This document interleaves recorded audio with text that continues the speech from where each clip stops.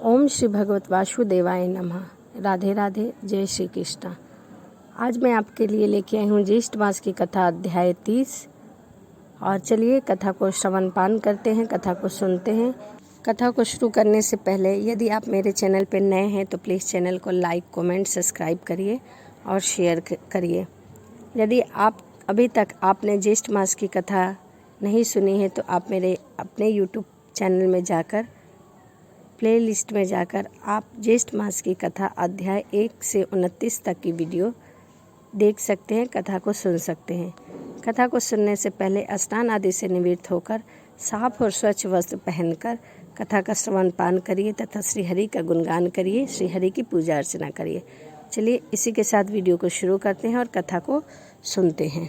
स्कंद जी कहने लगे कि हे ऋषि, जो फल ज्येष्ठ मास के महात्म को श्रवण करने से प्राप्त होता है वह मैं तुमसे कहता हूँ। वह फल 100 यज्ञों को करने से भी नहीं प्राप्त होता जो ज्येष्ठ मास में पूजा अर्चना करने से प्राप्त होता है। समस्त दान देने से, समस्त तीर्थ में स्नान करने से और जप तथा यज्ञ से जो फल मिलता है वही फल ज्येष्ठ मास के महात्म को सुनने से मिलता है। समस्त महात्म श्रवण करने से मनुष्य पुनः जन्म का भागी नहीं होता। संपूर्ण अथवा आधा, आधे का भी आधा अथवा चतुर्थांश का आधा एवं अध्याय आधा, अध्याय 1 श्लोका आधा श्लोका से भी भक्ति जो श्रद्धा से श्रवण करता है उसको अनंत पुण्य की प्राप्ति होती है।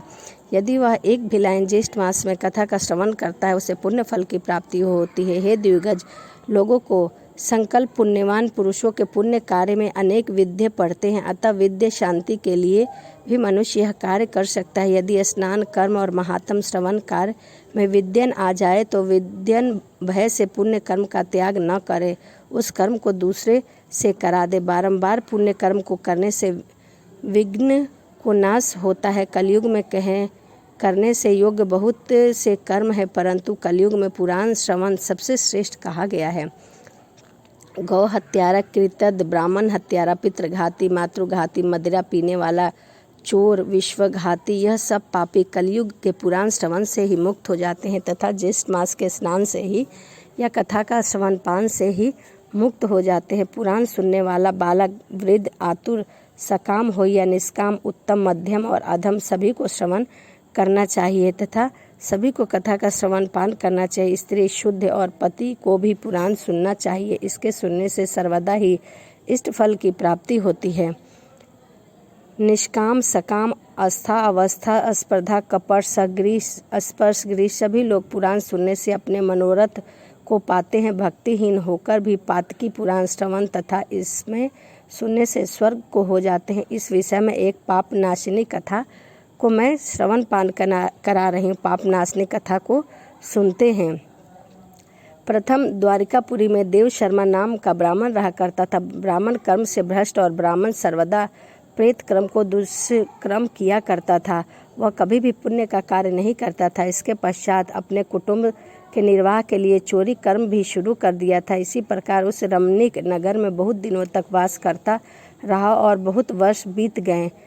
उसके पश्चात देव योग से ज्येष्ठ का महीना आ गया। ज्येष्ठ मास में सभी नागरिक ज्येष्ठ स्नान करने के लिए उद्धित हुए। दान आदि तथा पूजा का सामान लेकर प्रतिदिन गोमती में स्नान करके नियमित जाने लगे, तत्पर हुए। वहां जाकर स्नान आदि करके दूसरे वस्त्र ग्रहण करके भगवान विष्णु के मंदिर जाते थे तथा माँ गंगा की पूजा अर्चना किया करते थे। फिर सभी एकत्रित होकर ज्येष्ठ ब्राह्मण को व्यासान देकर यथाशक्ति वस्त्र, अलंकृत सामान आदर पूर्वक व्यास जी को देकर उनका पूजन कर आदर पूर्वक ज्येष्ठ महात्म का पाठ श्रवण किया करते तथा दूसरे को भी सुनाया करते थे।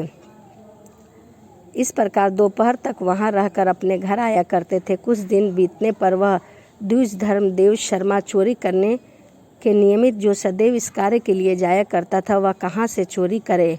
उसे कुछ भी समझ नहीं आ रहा था कि वह कहाँ से चोरी करे और किस प्रकार से चोरी करे। इस चिंता में उसे वहाँ तालाब पर बहुत दिन तक बीत गए, परंतु उसे चोरी करने का समय नहीं मिला। आज या कल वस्त्र तथा आभूषण की चोरी करूँगा, इसी विचार से पूर्णमासी की तिथि आ गई।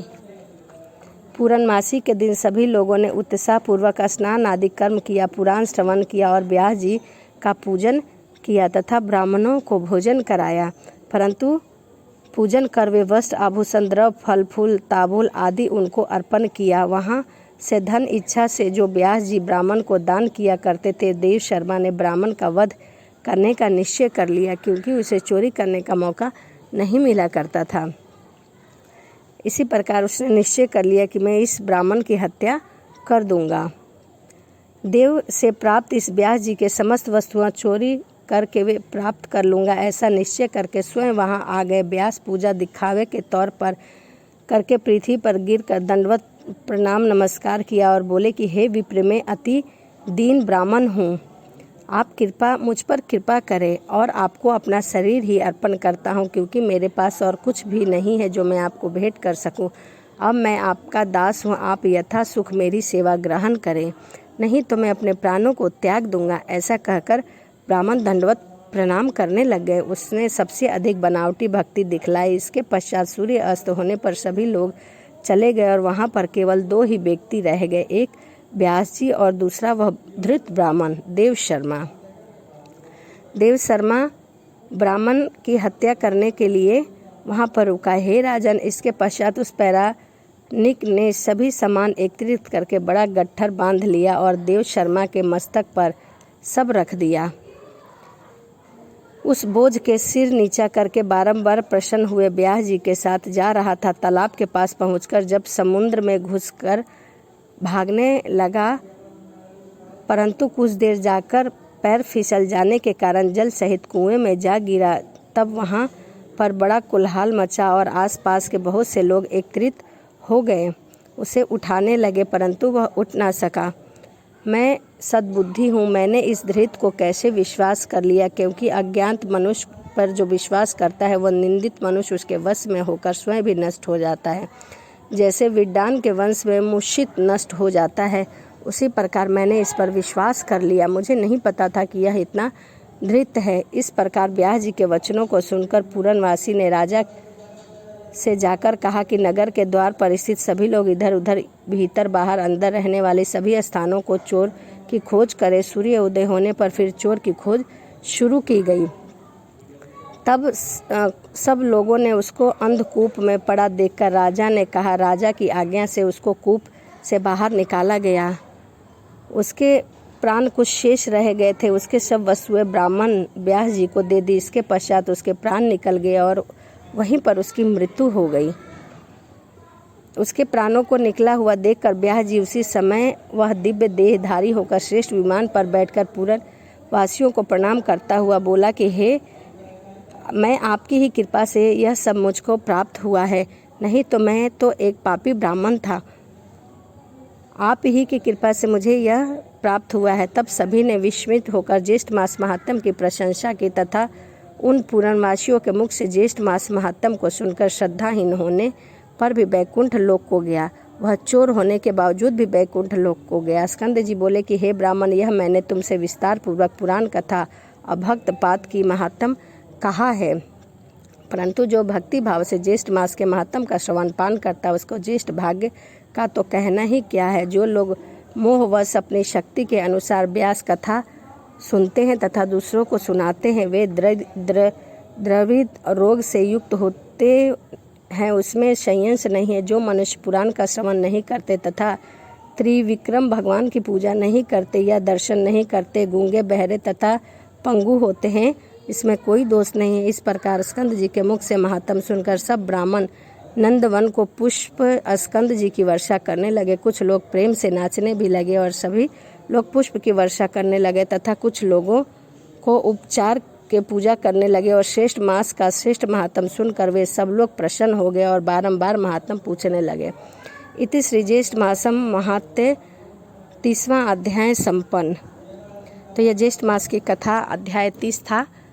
इसी के साथ में अगली वीडियो में मैं आपके लिए ज्येष्ठ मास की कथा अध्याय 31 लेके आऊँगी। तो चलिए वीडियो को समाप्त करते हैं और मिलते हैं एक नई वीडियो में।